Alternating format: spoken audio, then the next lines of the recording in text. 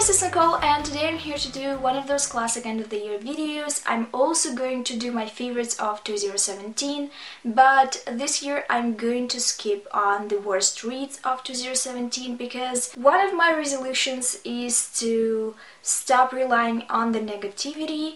I think that BookTube relies on the negativity too much.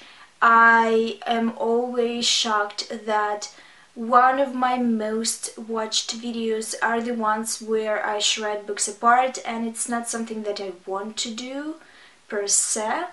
And I am trying to exercise the idea that not all books were written for me. So that's the intent I'm planning to incorporate into my channel in 2018. Obviously, when the books are offensive, they are offensive. And I'm going to do a separate video on why I think negative videos on YouTube are so popular, and also why I think people hate certain books. But let's get into this video, and I'm going to start with my most disappointing books of 2017. Disappointing books are always pretty subjective. They are usually the product of overhyping or my high expectations. And in case of the first series, I was the one that hyped myself for it. It was Cyberlove series by Santine Hussain and Megan Erickson. Before that series, I've read his 5 Boroughs series and I deeply enjoyed it.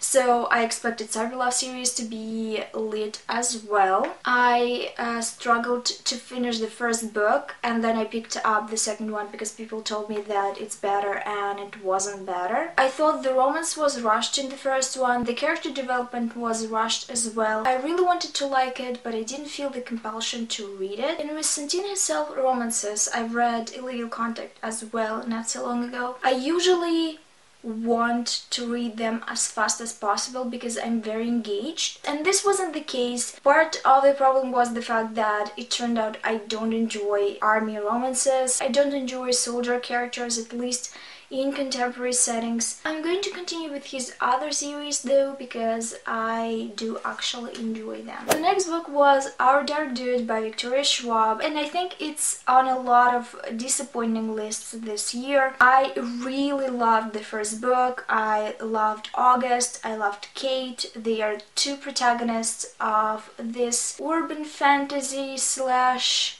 dystopian novel. I really enjoyed the setting. I loved the idea of kids hunting demons. I loved the idea of demons appearing after people do something despicable. I thought the whole concept was very well fleshed out in the first book. I really liked the flow. It was very action-packed and something that I'm looking for in an urban fantasy novel. But sadly, the second book didn't deliver. Even the inclusion of a non-binary character didn't help the second book. Basically, what bugged me about the second book was that it felt like Victoria Schwab was forced to do certain things in this book, that all the characters had to go through certain dots. It's something that we often see in young adult fantasy. I thought that the ending was cheesy. I was very invested in Kate still, but I really didn't like August in this book. The first book I'm pretty surprised to talk about in this video is Being Emily by Rachel Gold. I've been hearing a lot about Rachel Gold in my niche LGBTQ+ reading circle. Rachel Gold writes young adult contemporaries with trans and non-binary characters. As far as I know, Rachel Gold is non-binary, and I was very pumped for it. It's a coming-of-age story about a trans girl named Emily who lives in a small town and wants to start her transition, but finds that it's really hard for her to come out to her friends and family and to get their approval. I know a few people that really enjoyed it, but for me this book was a little bit of a mess. First of all, there's 2 point of views in this book. First one is the point of view of Emily, and the second one is the point of view of Claire, who is her girlfriend. She doesn't know at first that Emily is trans and refers to her as her boyfriend. Then when Emily comes out to her, she has this weird religious meltdown, and we're constantly experiencing experiencing Claire's point of view, which I thought wasn't necessary at all, because yes, we are showed that a transphobic person can get past their bigotry, and sometimes it's the matter of ignorance and not having a lot of knowledge, but also this point of view was very repetitive, and Claire constantly shifted from one pronoun to another, even when she realized that the pronoun that feels right is she, her. Emily does it as well throughout the whole book. She sometimes refers to herself with her old name, and I don't think it's entirely realistic, especially towards the end of the novel, because at the start, where she doesn't even start transitioning, of course she has the trouble of navigating pronouns and stuff, and sometimes she has to hide herself so other people around her won't know that she's trans. I won't throw it away completely. I think some of the scenes had a lot of value, but at the same time I think it could have been written better, because if we cut Claire's point of view, there's still a way to show her development through dialogue. There's nothing in that point of view that couldn't be done through dialogue. I think the most controversial on this list is going to be Geekarella by Ashley Poston.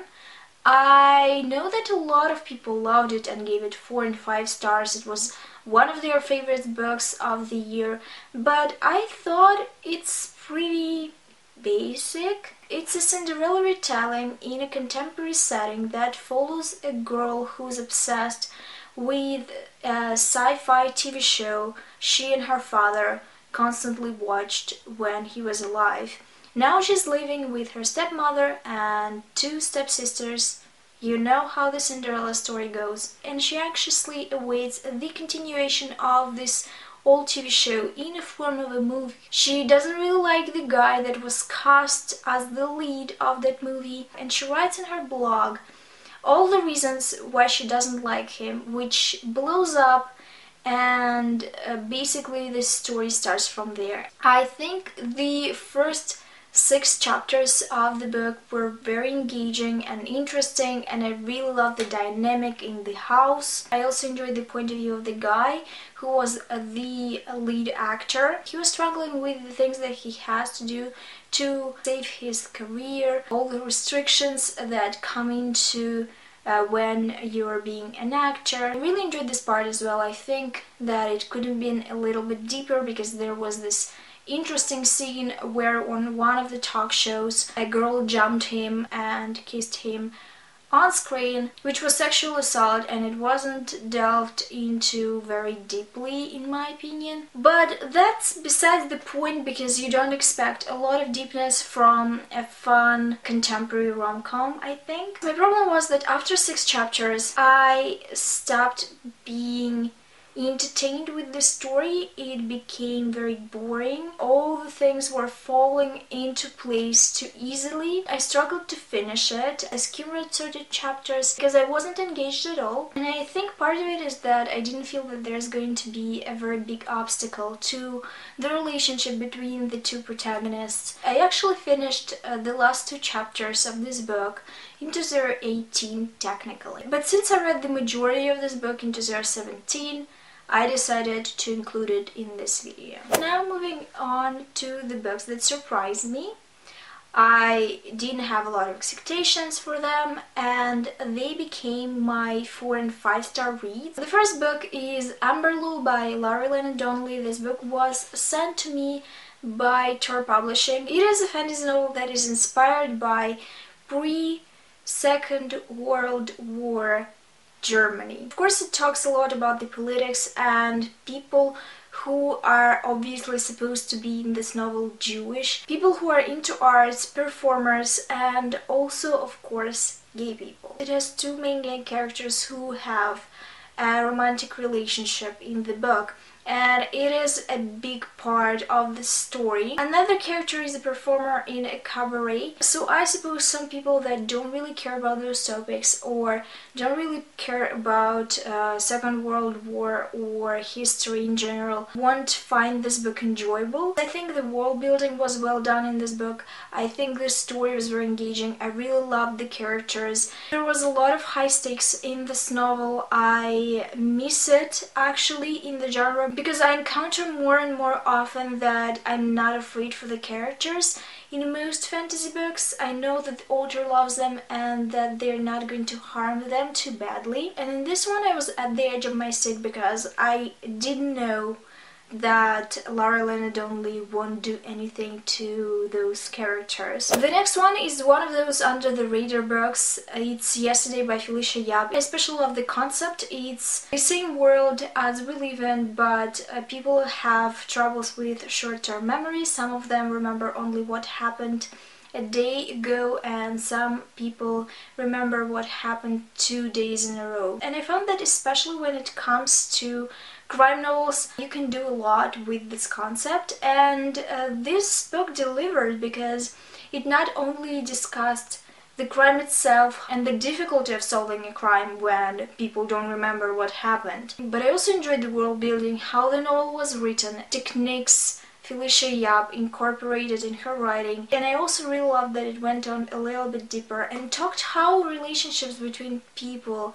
can transform if we will lose the ability to hold on to our short-term memory. The next and last thing on the list is Sunstone by Stepan Sajic. I want to say Stepan because it's a Russian name and the only way I know how to pronounce it, but I think it's a little bit different actually. It's a Latvian creator, and he was very popular on DeviantArt, I think, but had a little bit of a crisis with his art, but came up with these 3 female characters that he was drawing all the time, and then the story just formed in his head and he wrote and drew this graphic novel. I was very hesitant about this graphic novel because it's about these 2 women who start talking online about their interest, which is BDSM, and with this premise and a male author, you always think that, yeah, this is going to be extremely over-sexualized and I'm not going to like it, but actually it was a very cute FF romance. I loved the quirky characters, I loved how excited they were about each other,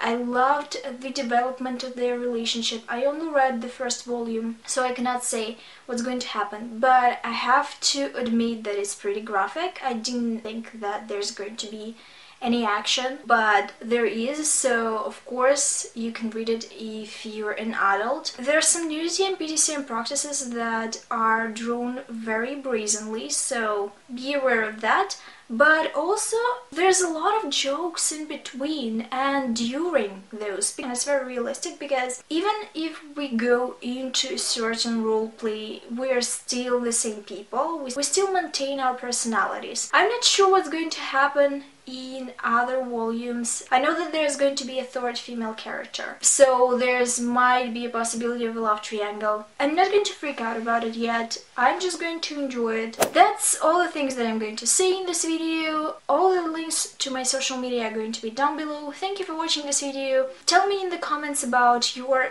reading experience in 2017. Thank you for watching this video. I hope to see you soon in my next one. Bye.